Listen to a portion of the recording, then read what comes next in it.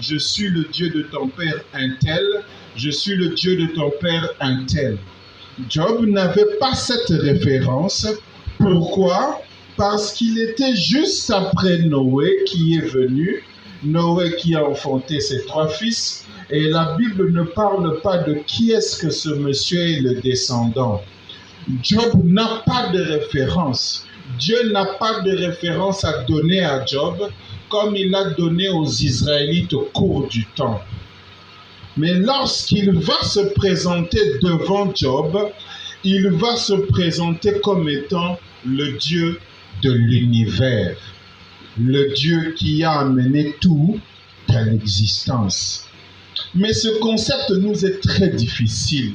On ne sait pas concevoir ce que signifie le Dieu de l'univers. Alors nous allons prendre le plan, parce que nous voulons connaître les différentes manières de connaître Dieu.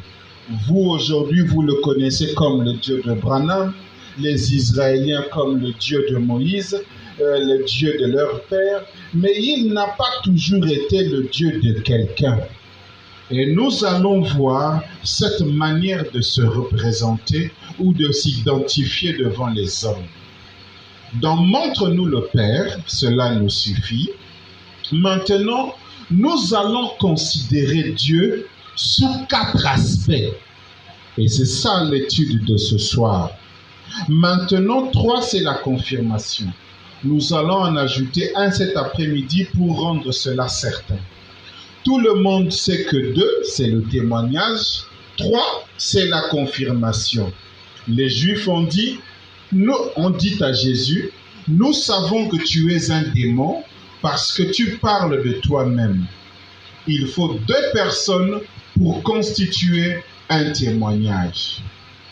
Jésus a dit, moi je suis une personne et le Père qui demeure en moi, c'est l'autre personne. Jésus savait qu'en lui vivait une autre personne. Et il rendait témoignage en disant aux Juifs, regardez, ce n'est pas moi qui fais les œuvres.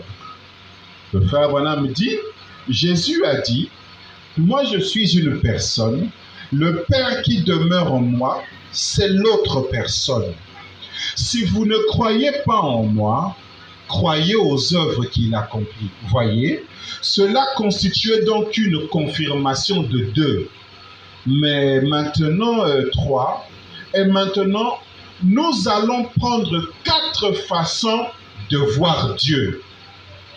Premièrement, Dieu est dans son univers. Dieu dans sa parole, Dieu dans son Fils, Dieu dans son peuple. Avant de connaître Dieu dans sa parole, vous devez premièrement le connaître comme Dieu dans son univers. Parce que c'est là qu'il a commencé. Certains, aujourd'hui, pour avoir été à l'église plusieurs fois, on vous dit, soyez certains de Dieu, il a promis, il va accomplir. On vous montre que Dieu s'est incarné, son Fils est venu, il s'est incarné et vous connaissez cela à longueur de journée. Dieu dans son peuple, vous vous revendiquez vous-même étant le peuple de Dieu. Voyez? Mais avant de connaître Dieu sous ces manifestations-là, il faut premièrement le connaître comme Dieu dans son univers. Et c'est ça l'étude. Dieu dans son univers, nous allons voir si nous pouvons trouver Dieu dans l'univers, dans sa parole. Nous allons voir si nous pouvons le trouver dans sa parole, dans son Fils. Nous allons voir s'il est dans son Fils. Ensuite, Dieu dans son peuple. Et nous allons voir s'il est dans son peuple. Cela fait 4 façons dont nous pouvons voir Dieu. L'infidèle dit, montre-le-moi. Eh bien, s'il faut résumer, si vous voulez connaître Dieu, qui est le roi des esprits, qui est le roi de tout ce qui existe, Branham dit qu'il y a 4 façons. Vous devez le connaître dans son univers, comme vous devez aussi le connaître dans sa parole, comme vous devez le connaître dans son Fils, et finalement vous devez aussi le connaître comme Dieu dans son peuple. Mais aujourd'hui, ou pour ce soir, nous voulons d'abord le connaître comme Dieu dans son univers. C'est là que les choses commencent. Il dit, donc montre-nous le Père et cela nous suffit. Parce que cette question était revenue au cours des âges. Jésus a dit, le Père qui est en moi me montre les œuvres que je fais. Le Père qui est en moi est plus grand que moi. Et un jour, Philippe se fatigue. Il dit, mais finalement, montre-nous le Père et cela nous suffit. Parce que tu le vantes tellement. Il est grand, il est puissant, il est ceci, il fait ceci. Le Fils est obéissant au Père. Mais montre-nous ce Père-là et les choses s'arrêteront là. Et c'est ça la question de cette prédication. Et William Branham prend cela pour l'actualiser. Il apparaît là, il n'y a rien. Et puis, ici, le frère Branham est en train de montrer d'abord comment Dieu s'est dévoilé. Et ensuite, nous allons entrer dans notre sujet. Ceci est très important. Et puis, ici, il apparaît le Logos. Ça ressemble à un halo suspendu là. Nul n'a vu Dieu à n'importe quel moment, donc face à face. Et voici le Logos. Ça ressemble à un être surnaturel. Quand on parle du Logos, vous voyez directement la colonne de feu. Ça ressemble à un être surnaturel. C'est un halo. C'est le Fils de Dieu. Pas de filiation éternelle. En fait, les mots ne s'accordent pas. C'est la doctrine catholique, l'éternel. Comment peut-il être un être éternel? Comment peut-il être un fils et être éternel? S'il est un fils, il doit avoir un commencement dans le temps. Éternel, c'est toujours. Vous voyez? Donc, fils éternel, pareil mot, ça n'a pas de sens. Ça, on verra ça plus tard. Mais le Logos qui est sorti de Dieu, il était là en train de jouer dans l'espace, juste comme un enfant devant la porte. Et je peux le voir concevoir tout un tableau dans son esprit sur le royaume et ce que cela pourra être. Donc, nous comprenons que le Dieu du ciel, après s'être transformé, après avoir libéré de l'espace, parce qu'ailleurs, le frère Branham montre que Dieu remplissait tout l'univers, et lorsqu'il va se créer une petite forme comme celle qu'on appelle le Logos, il va être en train de s'amuser. Et il s'amuse où? Dans l'espace. Pour Dieu, l'espace c'est son terrain de jeu. Une fois qu'il finit de se transformer, il pense à ce que le royaume des cieux se roule. Jésus disait, le royaume des cieux est comparable à un homme qui est sorti le matin. Jésus a tellement parlé du royaume des cieux parce qu'il savait que ce royaume-là avait un créateur. Et ce créateur-là, une fois qu'il a fini de se transformer, le voici qui commence à penser comment les choses devront être. Et ce créateur-là se meut dans l'espace. Alors nous allons entrer dans le sujet pour comprendre un peu ce qu'est un Dieu de l'univers. Toujours dans Montre-nous le Père, il dit, et bien assurément, il avait tellement Dieu à l'intérieur qu'il pouvait voir Dieu à l'extérieur. Si vous voulez voir Dieu dans son univers, recevez-le à l'intérieur. C'est que le frère Branham se battait avec les athées, ceux qui disent que Dieu n'existe pas, que Dieu est un Dieu silencieux et que Dieu ne s'occupe pas des affaires des hommes. Il dit, mais c'est parce que vous n'avez pas Dieu en vous que vous ne savez pas le voir à l'extérieur.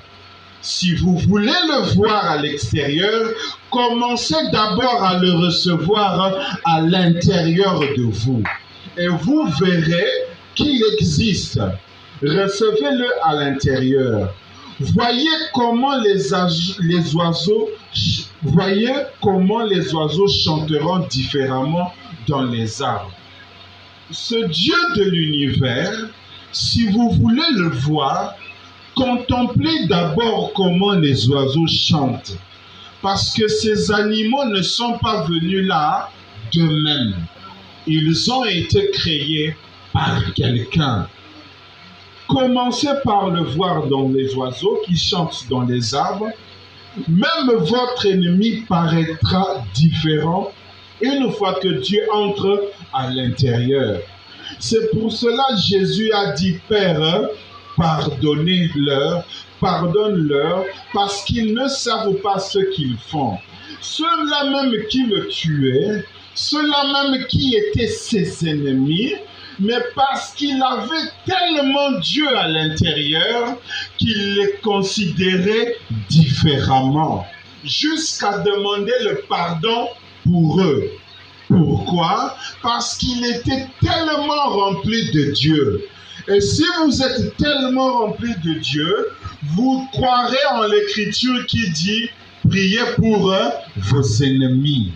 C'est la preuve qu'il y aura tellement de Dieu en vous. En ce moment-là, vous pourrez le voir dans son univers. Et vous, il est en vous, regardons dehors. Quand ton frère te regarde, tu dis « Dieu n'est pas là, Dieu ne me voit pas ». Non, non. Le Dieu du ciel te regarde au travers des yeux de ton frère. Le problème, c'est que tu n'as pas Dieu en toi. Tu te permets de pécher et tu dis Dieu ne me voit pas. Non. La personne qui est à côté de toi, ses yeux-là servent à Dieu pour te voir. Tu ne seras jamais seul. Même si tu dors, sache que s'il y a une souris dans la maison, il y a un cancrelat dans la maison, il y a le moustique dans la maison, sache que ces yeux-là te regardent. Tu ne pourras jamais être seul parce qu'il y a un Dieu de l'univers. Il est dans toutes choses qui existent. Tu pourras rester chez toi, mais tu ne sais pas qu'il y a une mouche quelque part là. C'est quoi? Ce sont les yeux de Dieu qui te regardent. On ne sait pas se cacher devant un tel Dieu. David disait, où fuirai-je loin de ta face? Même si j'entrais au fond de la mer, tu me verras. Qu'est-ce qui se passe? Mais les poissons là, ils ont des yeux, ils regardent et ils peuvent dire oh, il est de ce côté-ci. Pourquoi? Vous avez un Dieu qui est partout. Voyez-vous, il est en vous, regardant dehors, vous montrant le côté splendide de son univers. Quand vous regardez la terre, oh là là, c'est un endroit, il faut que j'aille camper, il faut que je prenne des vacances, il faut que j'aille avec ma femme et mes enfants me détendre. Cette beauté-là, sachez que ça a un créateur. Et si vous l'admirez, c'est sa manière de vous dire qu'il existe et qu'il est capable de faire de meilleures choses pour vous. Vous devez avoir la foi. Parce que celui avec qui tu traites, il est constamment en train de te montrer la beauté, sa force, sa puissance, que rien ne lui est impossible. Dieu dans son univers, croyez-vous qu'il y est? L'avez-vous déjà vu dans le coucher du soleil? Donc pour William Branham, lorsque vous voyez ce mouvement du soleil qui se couche, sachez qu'il y a un Dieu derrière ça. Et c'est lui qui t'a donné le jour, et c'est lui qui te donne cette même nuit-là. Ces rayons qui t'éclairent ont un maître, ont une mission. Quand le soleil se couche, sachez qu'il est là. L'avez-vous déjà vu dans le coucher du soleil? L'avez-vous déjà vu dans le lever du soleil? Quand c'est la journée, le soleil se